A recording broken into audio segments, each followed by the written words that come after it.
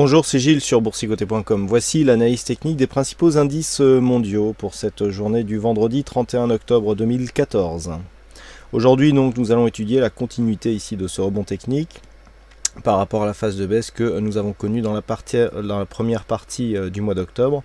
À savoir qu'aujourd'hui, on n'a pas encore la cotation et les cours sont en train de continuer ici pour venir tester cette zone des 4250 points qui est bien pour l'instant la résistance baissière que nous avons suite au tracé des deux premiers points hauts significatifs par rapport justement au début de cette phase de baisse. Donc nous allons voir les différences qu'il y a, en tout cas sur la première partie du rebond technique, entre les différents indices européens.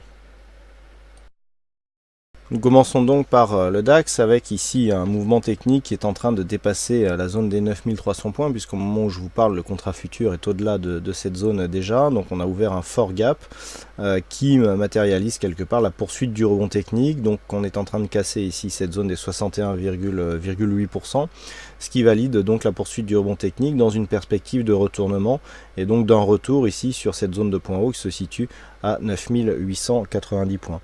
Du point de vue des indicateurs techniques, on souligne cette dynamique. Le stochastique rentre ici en zone de surachat et on est toujours sur une bonne dynamique du point de vue du MACD. Les volumes sont assez neutres du point de vue de leur évolution. Donc par rapport ici à cette phase, sur les 9300 points, on va être au-dessus de la bande de Bollinger supérieure.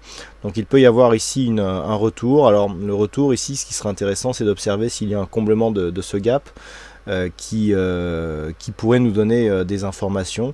Mais on le voit par rapport donc au DAX, et bien là aussi on arrive sur un test et donc on franchit cette zone de 61,8% pour valider la poursuite du mouvement haussier.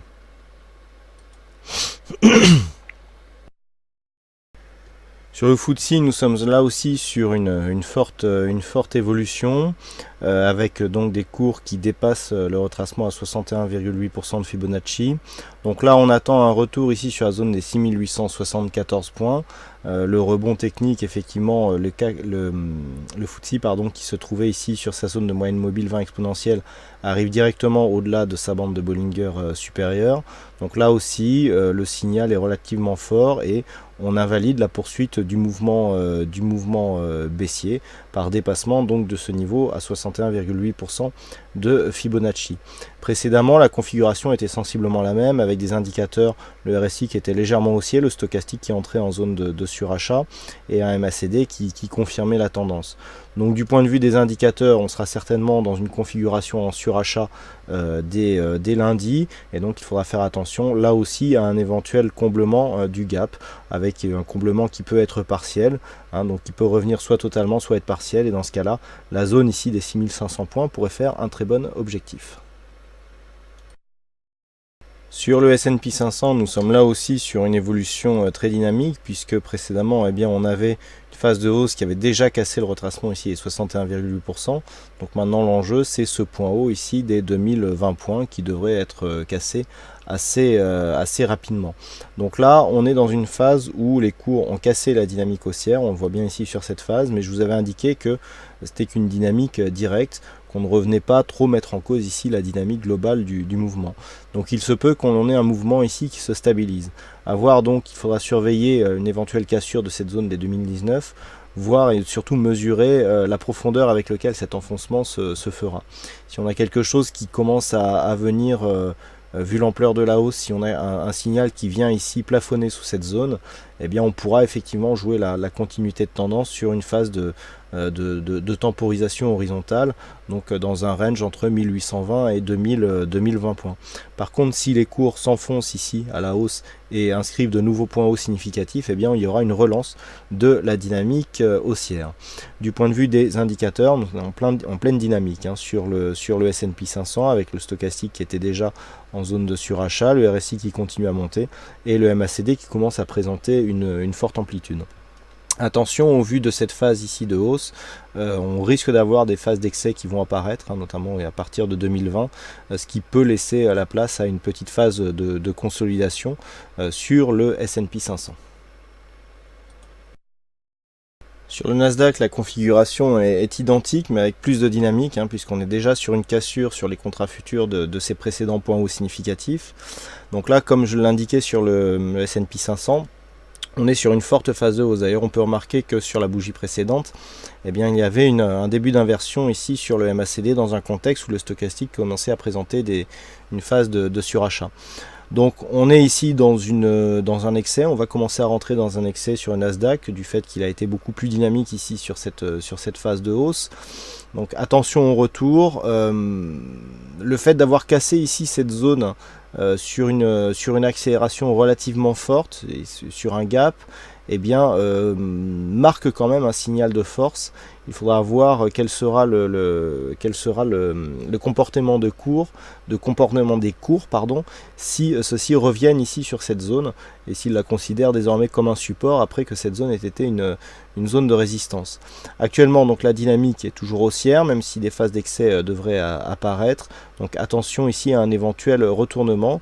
D'un point de vue plus global, on a quand même une tendance qui reste haussière. La sortie de cette dynamique ici n'avait absolument pas remis en cause la dynamique moyen à long terme. Donc on est ici sur une poursuite de mouvement avec cette inscription de nouveau plus haut sur l'indice Nasdaq. Et voilà un petit peu les causes de toute cette phase de hausse, donc que ce soit en Europe ou aux États-Unis. Tout vient tout simplement du Nikkei, puisque la Banque centrale du Japon a dévoilé des orientations donc pour sa politique monétaire, et que cela booste les marchés. Alors là, on est clairement dans une phase ici d'excès sur le Nikkei. Alors une vue éloignée pour vous montrer que l'importance que ce mouvement a au niveau de la tendance long terme, puisqu'on vient valider une poursuite du mouvement avec l'inscription de ce nouveau point haut ici. Donc c'est assez significatif. Précédemment, j'insistais ici sur la solidité de ce marché japonais, qui avait du mal à enfoncer des niveaux significatifs. Alors on avait enfoncé le premier ici, mais il y avait ce niveau ici à 14 000 points qui était vraiment le niveau à ne pas enfoncer pour ne pas remettre en cause l'intégralité de la dynamique long terme. On est venu chercher 14 529 et puis les cours sont remontés ici en flèche, et donc on symbolise ici une cassure avec donc un nouveau plus haut moyen long terme qui s'inscrit sur cette séance. Donc du point de vue de la configuration technique, on est sur une belle dynamique haussière, que ce soit le RSI stochastique rentre à peine en zone de surachat, et le MACD continue à confirmer la tendance. Alors là aussi, l'enjeu maintenant va être de conserver et de voir comment les cours, s'ils reviennent sur cette zone, se comportent au contact de celle-ci, à savoir les 16 320 points qui étaient précédemment une zone de résistance majeure sur cette tendance. Le fait d'avoir ici cette cassure, il va falloir maintenant impulser un nouveau mouvement. Alors ça risque d'être difficile, puisque au niveau de la configuration, on est quand même bien en dehors de la bande de Bollinger. Alors on est quand même sur sur des événements qui justifient ce genre de décalage, mais il risque d'y avoir ici des prises de bénéfices, d'autant plus qu'on vient ici une forte phase de hausse avec un beau gap ici à l'entrée, et donc une bougie assez pleine qui manifeste donc une grosse puissance et un gros retour des investisseurs à l'achat. Donc désormais on valide la cassure, et donc le but c'est de voir dans le cas d'un retour si cette zone s'impose bien comme zone de support, mais de fait ce point haut ici confirme l'orientation haussière d'un point de vue moyen et long terme. Voilà donc ce que nous pouvons dire pour cette analyse technique des principaux indices mondiaux. Il ne me reste plus qu'à vous souhaiter à toutes et à tous un bon week-end, bonne chance dans vos prochains trades, et on se retrouve donc dès la semaine prochaine pour une prochaine analyse technique des principaux indices mondiaux. Bonne semaine à tous.